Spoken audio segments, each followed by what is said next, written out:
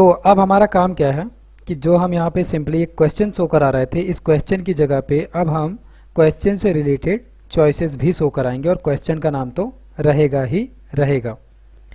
ठीक है, तो सबसे पहले हम हेडिंग में ले लें क्वेश्चन को, और याद रहे अगर हम व्यू में देखें तो इस व्यू के अंदर हमने क्या दिया हुआ है, क्वेश्चन। ठीक है, और इसी क्वेश्चन को यहाँ पर हमने क्वेश्चन पैरामीटर से ही पास किया है। यहाँ पर जो भी पैरामीटर हम दे रहे हैं, जो थर्ड पैरामीटर रेंडर में पास किया था, यहाँ पर हम पूरे के पूरे क्वेश्चन सेट को डिक्शनरी के अंदर पास कर रहे हैं, और ये जो डिक्शनरी का की है इसी के बिहाफ पे हम किसी भी HTML पेज पे वैल्यू को रिसीव कर रहे हैं। यहाँ पर अगर हम इसके नाम को चेंज कर दें, जैसे कि यहाँ पे अगर मैं कर दूं मान लो क्वेश्चन डेटा, और हम आते हैं डिटेल के पेज पे, और यहाँ पर अब अगर देखोगे हम कहीं और जाने की ज़रूरत क्या है, हम सिंपली टर्मिनल को खोलते हैं, यहीं पे हमको इसका एरर पता चल जाएगा। वो रिलोड कर रहा है, रिलोड करने के बाद में हमको ठीक है, इसने तो रन कर ही दिया है। हम क्या करते हैं, टर्मिनल को मिनिमाइज किया हमने, क्वेश्चन को ही फेच करके लेकर आ रहे थे, एक बार हम इसको रन करते हैं।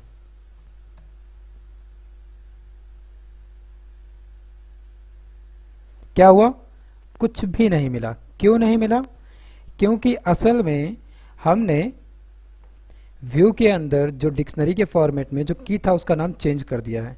अगर हमने यहाँ पे क्वेश्चन डेटा किया है, दैट मीन्स कि हमें डिटेल्स के अंदर भी रिसीव क्वेश्चन डेटा को ही करना पड़ेगा, और इस क्वेश्चन डेटा में से हम इस एक क्वेश्चन की बात कर रहे हैं, तो ये क्या है, क्वेश्चन डेटा ही है। तो इसको अब अगर हम रन करें तो हमें अब वो क्वेश्चन मिलेगा, मिल गया। मतलब कि हम जो कुछ भी यहाँ पर कर रहे हैं, सब कुछ जब हम HTML तक बात कर रहे हैं डेटा को भेजने की, तब हम डिक्शनरी के फॉर्मेट में भेज रहे हैं, और HTML पे जो कुछ रिसीव कर रहे हैं वो डिक्शनरी के की के बिहाफ पे ही रिसीव कर रहे हैं। ठीक है, वापस आ जाते हैं हम अपने detail.html पेज पे। तो सबसे पहले अब क्या करना है हमें, जो हमने यहाँ पे लिखा था कि welcome to question detail page, ठीक है, इसको हम ऐसे ही रहने देते हैं, welcome to question detail page. ठीक है, यहाँ पे हम एक और हेडिंग देते हैं, और इस हेडिंग के अंदर हम क्वेश्चन का नाम देते हैं। जो काम हम पैराग्राफ में कर रहे थे वही काम हम यहाँ पर अब इसके अंदर करते हैं। तो डबल कर्ली ब्रेसेस हमने ले लिया, और यहाँ पे क्या किया हमने, क्वेश्चन डेटा था ही था, तो question data dot question text, तो हमने अंडरस्कोर किया और ले लिया टेक्स्ट। ठीक है, इससे क्या होगा, हमें बड़े बड़े शब्दों में क्वेश्चन मिल जाएगा। पहला काम हमारा हो गया। दूसरा काम क्या है हमारा, अब इस कंडीशन को भी हम हटा देते हैं। दूसरा काम हमारा ये है, कमेंट लिखते हैं हम, गेट चॉइसेस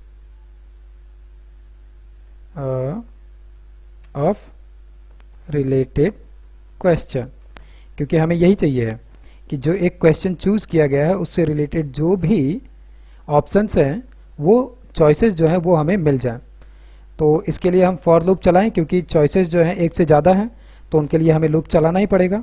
तो हमने लिया फॉर लूप, और फॉर लूप के अंदर अब चॉइस हमें चाहिए, तो हमने नाम ले लिया चॉइस, और ये सारी की सारी चॉइसेस हमें चाहिए कहाँ से है, जो हमने क्वेश्चन डेटा लिया है, इस क्वेश्चन डेटा में से डॉट करके, याद होगा एक हमें मिला था चॉइस अंडरस्कोर सेट, डॉट करके ऑल करने से ये जो अभी हमने ये लिखा है, याद हो बहुत पहले हमने सेल के अंदर कमांड्स चलाई थी कि जब हम बात कर रहे थे क्या कहते हैं क्वेश्चन की, तो हम ऑब्जेक्ट रन कर रहे थे, और जब हम चॉइसेस की बात किए थे तो वहाँ पे हम चॉइस सेट रन कर रहे थे, यानी कि जो क्वेश्चन वाला मॉड्यूल था क्वेश्चन डॉट चॉइस सेट, और उसके बाद में फिर हम चाहे ऑल करें, फेच करें, गेट करें, वो अलग अलग मेथड को हम कॉल कर सकते थे। वैसे ही हम यहाँ पर भी कर रहे हैं कि सभी चॉइसेस को हमने गेट कर दिया। इस एक क्वेश्चन से रिलेटेड जितने भी चॉइसेस थी सबको हमने अभी गेट कर दिया है। अब दूसरा काम क्या है हमारा, इन सभी को हमें लिस्ट के अंदर दिखाना है, और एक चीज़ तो हम भूल ही गए करना, ये सब कुछ यूएल के अंदर होगा, क्योंकि हम लिस्ट बना रहे हैं, और बाहर जो है यूएल बंद भी हो जाएगा। इस लूप के अंदर क्योंकि हमको बार बार li को ही रिपीट कराना है, पूरे के पूरे ul को रिपीट नहीं कराना है। तो ठीक है, हमने यहाँ पर li क्रिएट किया और इस li के अंदर अब हमें क्या चाहिए है, सिंपली वो चॉइस टेक्स्ट चाहिए है। तो डबल कर्ली ब्रेसेस लिया हमने, ओके, और इसके अंदर सब कुछ हम फॉर लूप में लेकर आ रहे हैं चॉइस के अंदर। तो choice dot choice text underscore text. अब ये फील्ड कहाँ पर एग्जिस्ट कर रही है, हमारे डेटाबेस के टेबल में अगर जाएं चॉइस वाले, तो यहाँ चॉइस में हमें चॉइस अंडरस्कोर टेक्स्ट मिल रहा है, क्योंकि हम जेंगो के अंदर हैं और जेंगो जो है वो डायरेक्ट कम्युनिकेट कर रहा है, हम इसके लिए कोई क्वेरी वगैरह नहीं लिख रहे हैं। इसीलिए जो कुछ हम यहाँ पर भी रन कर रहे हैं ये डायरेक्ट हम कहाँ से लेकर आ रहे हैं, डेटाबेस के टेबल से ही लेकर आ रहे हैं। यही सबसे मज़ेदार चीज़ है पूरे के पूरे जेंगो के अंदर। अदरवाइज़ हम जैसे PHP की बात करें या हम .NET या जावा की बात करें, वहाँ पे हम अलग अलग नाम दे देते हैं कि हम ठीक है पाइथन में लेकर आए, उन फील्ड्स को हमने अलग नाम दे दिया, फिर जब हम उनको शो कराने के लिए लेकर आए तो वहाँ पे हमने उनको कुछ और दे दिया, तो उसकी वजह से बहुत कन्फ्यूज़न होता है। लेकिन जेंगो के अंदर क्या है, हमने जो कुछ भी टेबल के फील्ड का नाम दिया है उन्हीं फील्ड के नाम का ही यूज हम हर जगह करते हैं उन डिटेल्स के लिए।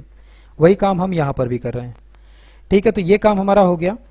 अब एक बार हम चल के अपने कोड को रन करते हैं। कोड का मतलब कि हम अपने इस URL को रन करते हैं। ठीक है, क्रिएट न्यू क्वेश्चन तो हमें मिल गया, मतलब कि ये क्वेश्चन का नाम था जो हमें मिला है कि क्रिएट न्यू क्वेश्चन, लेकिन इससे रिलेटेड हमको कोई भी ऑप्शन नहीं मिला। क्यों नहीं मिला, चॉइस के अंदर चलते हैं। ध्यान देना यहाँ पर आईडी क्या पड़ी हुई है, 3 पड़ी हुई है। तो चॉइस में आते हैं और यहाँ देखते हैं क्वेश्चन 3 की कोई भी चॉइस हमने क्रिएट ही नहीं की है असल में, इसीलिए हमें यहाँ पर कुछ भी नहीं मिला। और यहाँ पे थोड़ा इसको अच्छे से समझने के लिए हम दे देते हैं क्वेश्चन नेम। तो यही थी हेडिंग, यहाँ पे हम दे देते हैं क्वेश्चन नेम। ठीक है, तो वापस आते हैं और एक बार हम क्या कहते हैं, सारे के सारे क्वेश्चन लिस्ट पे आ जाते हैं। ठीक है, 1 पे आ गए, इसको एक बार हम रन करते हैं। मिल गया। क्वेश्चन का नाम क्या है, how to use Django framework using Python, और इसके 2 ऑप्शन थे, यूजिंग पाइथन लैंग्वेज या यूजिंग PHP लैंग्वेज। ये दोनों हमने बना रखा था। अगर हम यहाँ पर आए देखें, क्वेश्चन ID 1 के लिए 2 ऑप्शंस यहाँ पर अवेलेबल थे, वही दोनों हम क्या किए, यहाँ पर दिखा दिए। ठीक है, मतलब कि डिटेल के अंदर हम सक्सेसफुली चॉइस को दिखा ले गए हैं। चॉइस को दिखा ले गए हैं।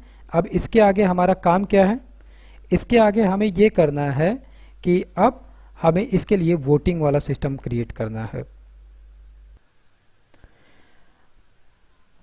तो अब फाइनली हमें इतना काम तो हम कर चुके हैं कि कैसे हम HTML पेज बना रहे हैं, इंडेक्स बनाया, detail.html बनाया और इनको हमने कनेक्ट किया, और इनके अंदर हमने HTML के साथ में पाइथन के कोड को मर्ज करके इसका रिजल्ट भी देख लिया है। तो ये छोटे छोटे काम करके हमने देख लिए हैं। यही एक्चुअल में पूरा वर्क होता है जेंगो के अंदर की। हमने सबसे पहले डेटाबेस बनाया, फिर टेबल बनाया, फिर मॉडल्स के अंदर गए, मॉडल्स फाइल के अंदर गए।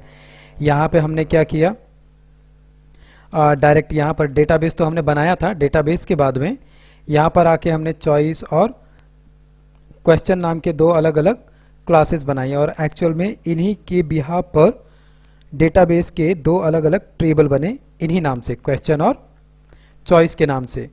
और फिर हमने क्या किया, इनमें हमने अलग अलग फील्ड दिए, उनके पैरामीटर सेट किए, और इन्हीं से उन टेबल्स के अंदर फील्ड यानी कि कॉलम्स भी क्रिएट हो गए थे।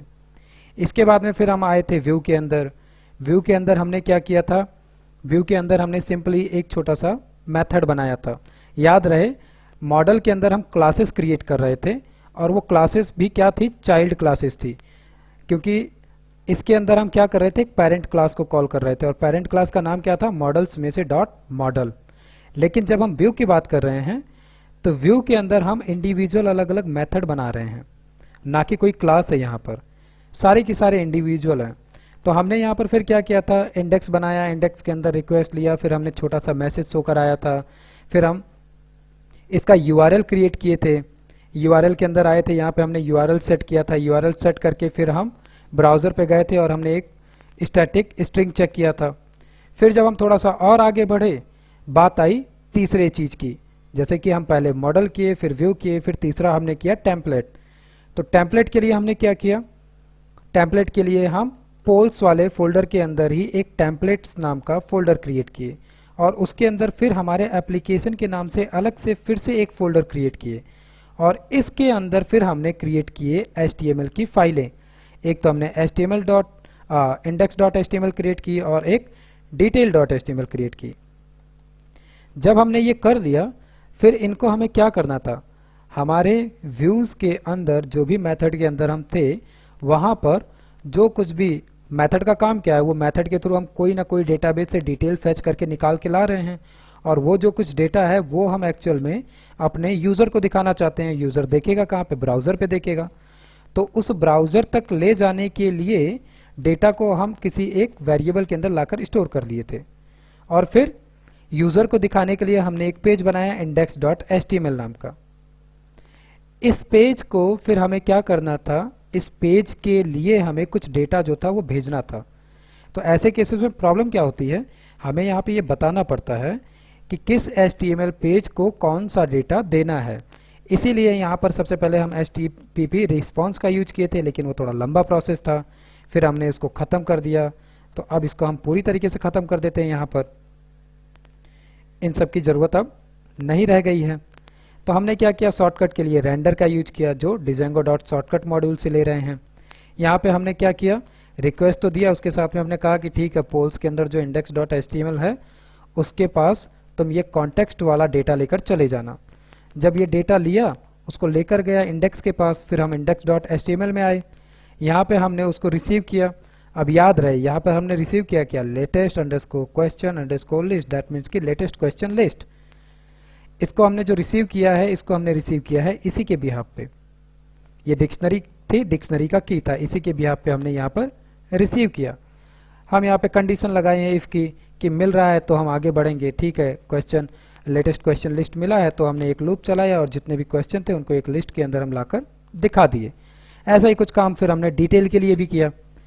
तो अभी तक हमने जितना काम किया है, ये सारा काम जो था मॉडल, व्यू और टेम्पलेट तीनों का हो चुका है। लेकिन अब कुछ चीज़ें जो हम अभी भी स्टैटिक कर रहे हैं, जैसे कि हमारा जो URL है इसके अंदर हम बाकायदे हमको ये बताना पड़ रहा है कि अच्छा ठीक है, आप डिटेल कहाँ से ले रहे हो, कैसे ले रहे हो। लेकिन Django के अंदर इनके लिए भी शॉर्टकट मिलता है। तो नेक्स्ट काम हमारा क्या है, हम ये शॉर्टकट्स को देखें और हमारे जो ये व्यूज़ के मेथड है इनको हम जेनेरिक मेथड्स में कन्वर्ट कर देंगे। मतलब कि ऐसे मेथड जो कि जनरली यूज किए जा रहे हैं उनके लिए हमें स्पेशली इस तरीके से मेथड क्रिएट करने की ज़रूरत नहीं है। और जब इनका काम इस तरीके से ख़त्म हो जाएगा तो फिर जो हम यहाँ URLs में इस तरीके से URL जनरेट कर रहे थे, इसके भी तरीके में चेंजेस आ जाएगा। दैट मीन्स कि जेनरिक मेथड का यूज हम चाहे जहाँ कर पाएंगे।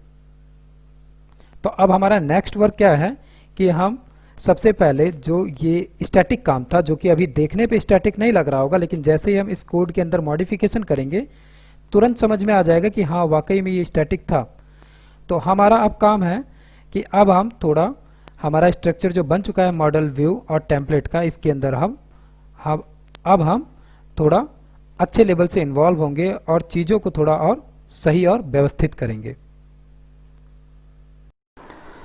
और साथ ही पाइथन पढ़ रहे हो, पाइथन से होते हुए डेटा साइंस तक जाने के लिए, बेहतर तरीके से पढ़ने के लिए चैनल में नीचे स्क्रॉल करोगे तो पॉपुलर वीडियोस के नीचे अभी मैंने Django के बारे में पढ़ाना चालू किया था। Django की पूरी प्लेलिस्ट है, स्टेप बाय स्टेप पूरा 1 बाय 1 मैंने सीरीज़ में लगा रखे हैं।